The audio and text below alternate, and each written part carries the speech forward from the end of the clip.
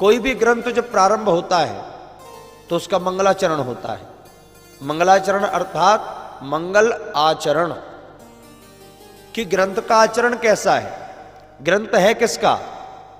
भाई दुकान पर एक बोर्ड लगा होता है कि दुकान किस चीज की है, किराने की दुकान है या दवाई की दुकान है या भोजन की व्यवस्था की दुकान है, किस चीज की दुकान है, बोर्ड से पता चलता है। तो भागवत के प्रारंभ में भी, हर ग्रंथ के प्रारंभ में लिखा जाता है कि ग्रंथ किसका है, जिसका है उसी का मंगलाचरण होगा, उसका ही ध्यान होगा। लेकिन भागवत में ऐसा नहीं हुआ। 3 श्लोकों में मंगलाचरण है, लेकिन मंगलाचरण में किसी का नाम नहीं है। और पहले श्लोक में ध्यान किया, दूसरे श्लोक में महाराज किसे ध्याना है किसे गाना है ये बतलाया, परम धर्म का निरूपण किया, और तीसरे श्लोक में भागवत कहां से आई, कैसे हम तक आई ये बतलाया। बड़े सुंदर 3 श्लोक गाए। जन्माद्यस्य यतोन्वयादितरतस् चार्थे सुविज्ञेश्वरा तेने ब्रह्म हृदय आदि कवये मुह्यन्ति यत् सूरयः तेजो वारि मृदाम यथा विनिमयो यत्र त्रितर्गो मृषा धाम्ना स्वेन सदा निरस्तकुहकम् सत्यम परम धीमहि। बड़ा सुंदर श्लोक गाया है श्री व्यास जी महाराज ने। किसका ध्यान किया तो अंत में लिखा सत्यम परम धीमहि। अगर श्री कृष्ण का ध्यान किया तो लिखना था कृष्णम परम धीमहि। अगर श्री राम का ध्यान किया तो लिखना था रामम परम धीमहि। अगर भोलेनाथ का ध्यान किया तो लिखना था शंकरम परम धीमहि। लेकिन किसी का नाम नहीं, क्या लिखा सत्यम परम धीमहि। मैं तो उस परम सत्य का ध्यान करता हूं। इस श्लोक के विद्वानों ने हजारों अर्थ किए। कोई ने कृष्ण परक किया, किसी ने राम परक किया, किसी ने देवी परक किया। सबने अपने अपने हिसाब से इसका वर्णन किया। लेकिन वास्तविकता में ध्यान किसका है? सत्य का ध्यान है। सत्य कौन है? व्यास जी ने सोचा अगर मैंने श्री कृष्ण का नाम लिखा तो लोग समझेंगे श्री कृष्ण का ही ग्रंथ है। अगर मैंने राम जी का नाम लिखा तो लोग सोचेंगे राम जी का ही ग्रंथ है।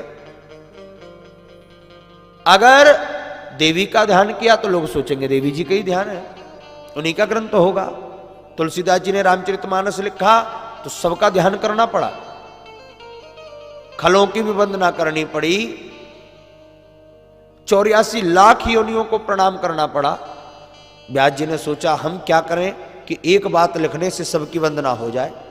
एक शब्द लिख दिया सत्यम परम धीमहि ध्यायेम।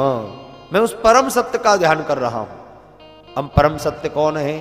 परम सत्य है नारायण, परम सत्य है श्री कृष्ण, परम सत्य है भगवती जगदम्बा, परम सत्य है भगवान शंकर। सब सत्य है। अब जिसको जो परख लगे सो परख पढ़ लो और इस ग्रंथ के अंदर प्रवेश करो। आइए हम इसे कृष्ण नारायण पढ़ के ही इसका अर्थ समझें। और प्रारंभ कहां से हुआ इसका? जन्माद्यस्य यतोन्वयादितरतस्। ये ब्रह्म सूत्र का दूसरा सूत्र है। जन्माद्यस्य यतः अतः तो ब्रह्म जिज्ञासा, ये पहला सूत्र है ब्रह्म सूत्र का। और ब्रह्म सूत्र से इस कथा का प्रारंभ कर रहे हैं इस भागवत के पहले श्लोक में। मानो इसमें मैं ब्रह्म सूत्र का ही निरूपण कर रहा हूं। कौन है भगवान? बोले जन्माध्यस्य, जिनका कभी जन्म नहीं होता, जिनकी कभी मृत्यु नहीं होती, जो जन्मादि विकार रहितस्य, जो जन्म और मरण के विकार से रहित हैं, वो जन्माध्यस्य है। जन्मादि विकार रहितस्य, और जो सारे द्वंद्वों से दूर हैं, किसी द्वंद्व में नहीं फंसे हैं। ना महाराज कभी जिनका जन्म होता है, ना जिनका कभी मरण होता है, फिर भी वो हैं, अन्वय भाव से सबके अंदर बैठे हुए हैं। और कैसे हैं? बोले परम स्वतंत्र हैं, उनके ऊपर कोई भी नहीं है। हमारे ऊपर तो बहुत लोग हैं, हमारे ऊपर बहुत सारे तंत्र हैं, पर भगवान पर कोई तंत्र नहीं है। वो सत्य स्वरूप परमात्मा का ध्यान करते हैं, जो स्वराट है, विराट है, परम स्वतंत्र, न सिर पर कोई। भगवान के सिर के ऊपर कोई नहीं है। हम सब परतंत्र हैं, पर भगवान स्वतंत्र हैं। हम परतंत्र हैं, स्वतंत्र नहीं है, अपनी मर्जी से कुछ भी नहीं कर सकते। पर भगवान जो चाहे सो कर सकते हैं। ना राजतंत्र है, ना प्रजातंत्र है, स्वतंत्र है। जो कर्तुम समर्थ हैं, अकर्तुम भी समर्थ हैं, और अन्यथा कर्तुम भी समर्थ हैं, क्योंकि वो ईश्वर हैं। वो कर भी सकते हैं, वो नहीं भी कर सकते हैं। इसलिए भगवान सर्वसमर्थ हैं। बाकी लोग जैसे सूर्य नारायण कर्तुम तो समर्थ हैं, पर अकर्तुम असमर्थ हैं। कैसे? सूर्य नारायण महाराज चाहें कि 10 दिन के लिए हम हड़ताल पे जा रहे हैं, अब 10 दिन हम उदय नहीं होंगे, तो क्या सूर्य नारायण जा सकते हैं? नहीं जा सकते। क्यों? क्योंकि स्वतंत्र नहीं है। भगवान के परतंत्र हैं, उनको उनका काम करना पड़ेगा।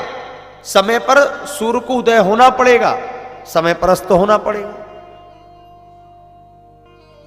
वो स्वतंत्र नहीं है, वो परतंत्र हैं। लेकिन परमात्मा स्वतंत्र है, वो जो चाहे सो कर सकता है, वो जब चाहे तब कर सकता है। हिमते अनल प्रगट बरु होई, वो चाहे तो महाराज बर्फ में से भी आग जला सकता है। कभी आप बद्रीनाथ गए हो? बद्रीनाथ में महाराज चारों ओर बर्फ ही बर्फ। अलकनंदा मैया में स्नान की बात तो दूर रही, कोई 3 आचमन जल भी पान कर ले तो बड़ा गजब की बात है। हाँ, केशवाय नमः कर लिया तो माधवाय करने में महाराज हाथ लकड़ी हो जाता है। इतना ठंडा जल। लेकिन देखो भगवान की कृपा, इतनी ठंड में, ऐसी स्थिति में कि महाराज कोई आचमन भी ना कर पाए, कितने गर्मी लाने के महाराज वहां पर प्रयास किए जाते हैं, फिर भी ठंड से बचाव नहीं हो पाता। लेकिन वहीं पर भगवान की कृपा देखो, कर्तुम अकर्तुम अन्यथा कर्तुम, कैसा भगवान है। जहां इतनी ठंड है, जहां इतनी बर्फ है, वहीं ठाकुर जी की लीला देखो। भगवान ने गर्म पानी के कुंड भी वहीं बना दिए हैं, वहीं भगवान ज्वालामुखी भी फोड़ देते हैं। तो भगवान चाहे तो बर्फ में भी आग पैदा कर सकता है, रेत में से भी तेल निकाल सकता है, क्योंकि वो परतंत्र नहीं, स्वतंत्र है। हमें कुछ करना हो तो पहले किसी की आज्ञा लेनी पड़ेगी। हम हरिद्वार आए हैं, इस भवन में रुके हैं, तो अपनी इच्छा से कोई कर्म नहीं कर सकते महाराज, पहले आज्ञा लेनी पड़ेगी। जो व्यवस्था है उसमें हम रहें।